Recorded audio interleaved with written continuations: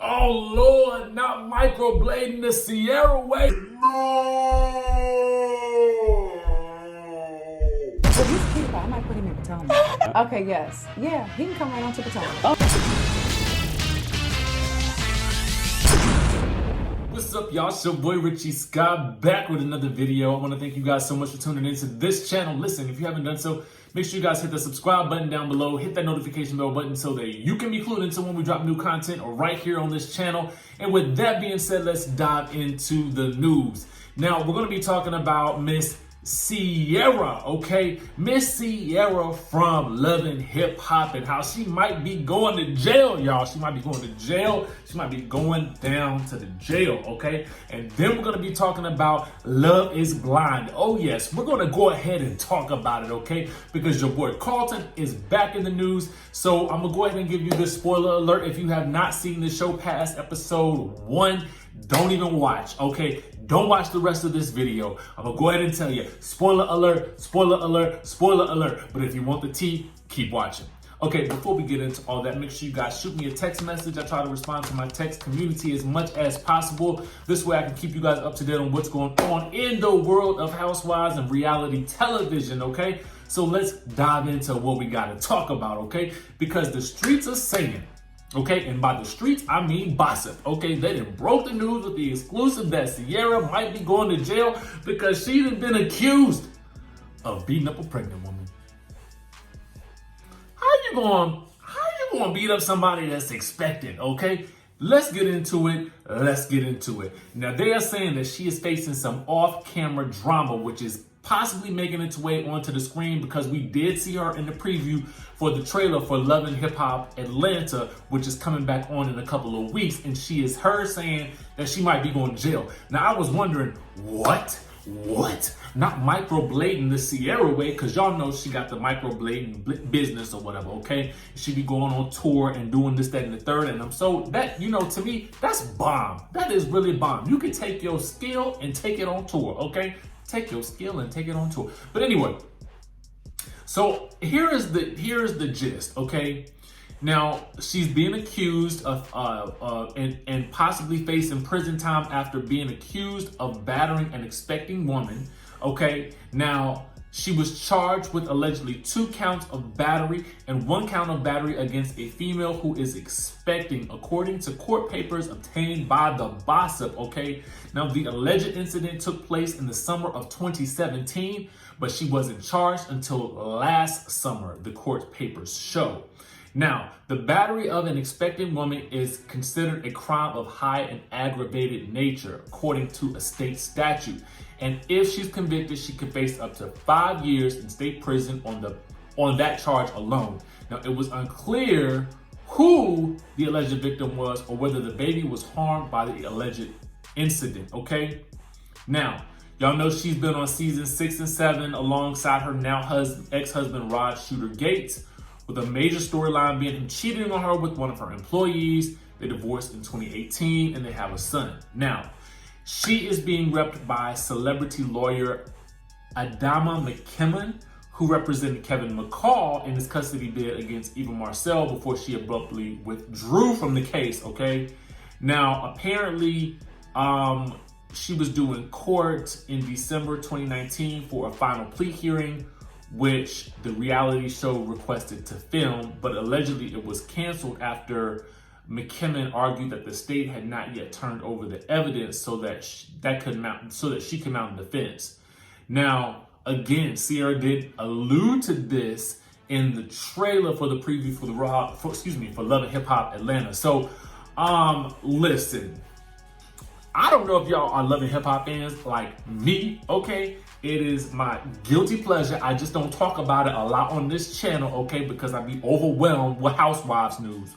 But for me, I'm like, yo, Sierra is one of my favorite cast members on the show because I feel like she has a relatable story. I feel like she is a relatable woman in general, and she has an inspiring story at that, given that she started her business from nothing. If you watch her interview on B Love's Life, it was a mukbang. Is that what they're called? Mukbang, whatever it is.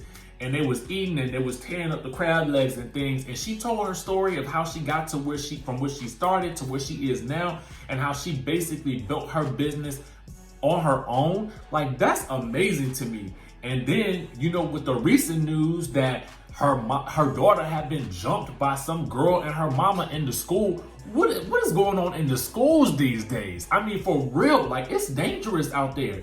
You got coronavirus over here. You got people, mama coming up to the school and to beat up the kids over here. What is going on in this world? Anyway, let me know what y'all think about this down below.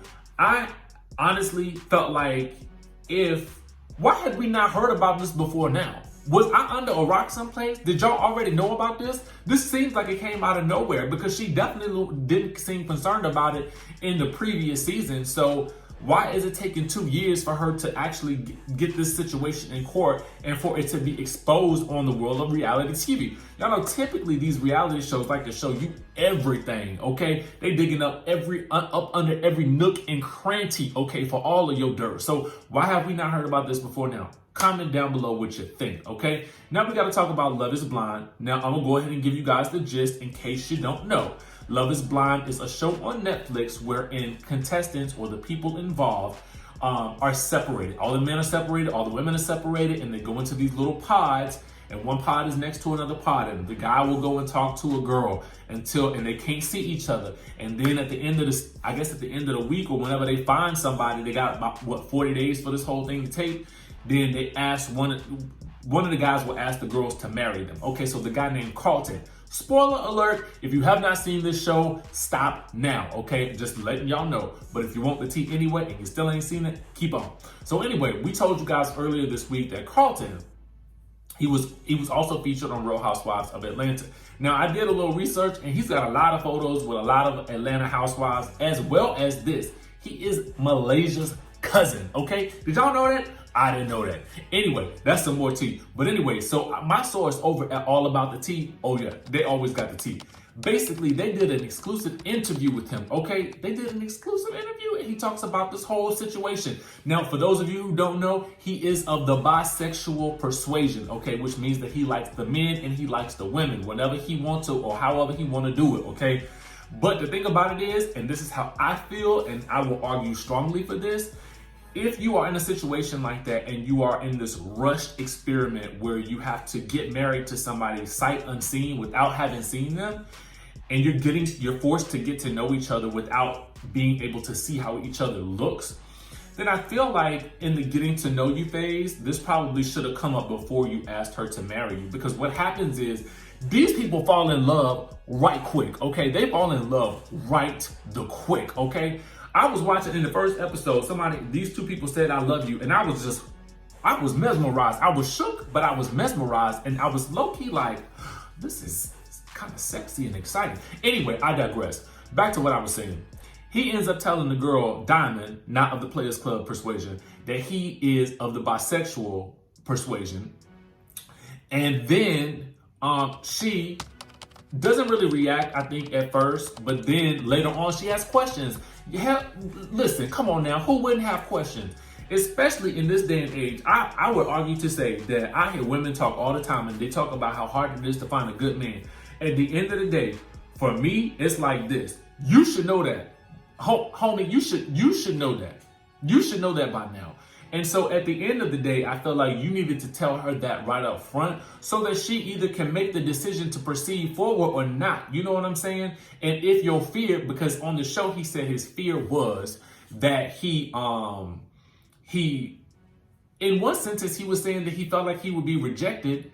But then when he was talking to her, he basically said every woman he's ever dated before has been okay with it.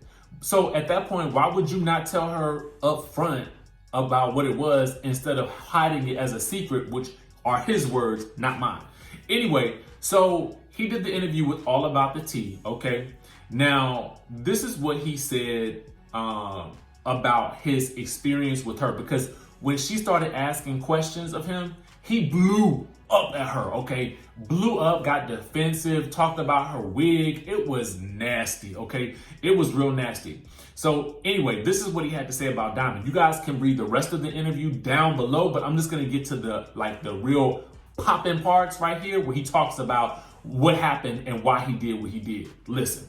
He says, I was attracted to the fact that Diamond seemingly knew what she wanted in a man. She kept my attention. Going on dates with 15 people a day can be a lot. When it came time to rank my dates, I always found her in at least my top 5. Now, he said, why did he decide to propose to Diamond? He said this, I decided to propose to Diamond because of our connection. We connected on the loss of our fathers. It was like she helped me cope with hurt and trauma I had swept under the rug for years. As cliche as it sounds, I felt like I had known her my entire life. It was a tough decision because I was also interested in other people in the pods. It was insane and extremely emotional, okay? He says, why did you decide to hide your past from Diamond? Do you think she would have been accepting if you had told her up front? He said this, I didn't hide anything from Diamond. Yes, you did. The plan was to always tell her about my past. I wanted to know things about her past also. I never received that privilege. I would have told Diamond on day one. If I would have told Diamond on day one, I worried she would have not accepted me nor given me a chance. This was a major thing to figure out how to tell her. I had not known her for long. However, what I did know was that I was falling in love with her and should tell her as soon as possible. I believe that type of conversation is deserving of a face-to-face interaction, unlike what the pods afforded us. So then they asked, why did you and Diamond get into such a heated argument at the resort in Mexico? Now, because what happens is after they propose, they go to Mexico to get to know each other better. And so he says this, there were moments where we both provoked emotion out of one another. Speaking for myself, I just wanted for things to be received a little bit better. In the moment we were heated, it just got out of control. I made a horrible mistake. So then they asked, how do you feel that you came off? He says, I felt like my response was irresponsible and hurtful to Diamond. I should not have let fear set in and get so defensive. I apologized to Diamond and have apologized to her in private and in public. I still have so much love to her. Yeah, and he also says he has no regrets about doing the show. Honestly, I just, to me, I wish you guys can, if you haven't seen it, the way he talks to her is awful. I'm glad to hear that he apologized. Hopefully she accepted it, but I also feel like, yo, bro, like, that was rough. That was about as bad as when Steven smacked that girl on Real World all those years ago. Remember Real World Seattle where he popped, was it Irene? Where he popped her in the face, where he smacked her in the face. Y'all remember that? That was a mess, okay? So anyway, let me know what you guys think about this show. If you're watching it, if you're interested, what you thought about him and his actions. Comment down below. Let me know if you're watching y'all know I'm so used to doing Real Housewives content. I'm talking about it now. Let me know if you guys are watching Love and Hip Hop Atlanta when it comes back on. And if you are, then I will try to cover it as well. Make sure you guys hit the subscribe button down below. Hit that notification bell button so that you can be clued into when we drop new content on this channel. And with that being said, I will see you in the next video.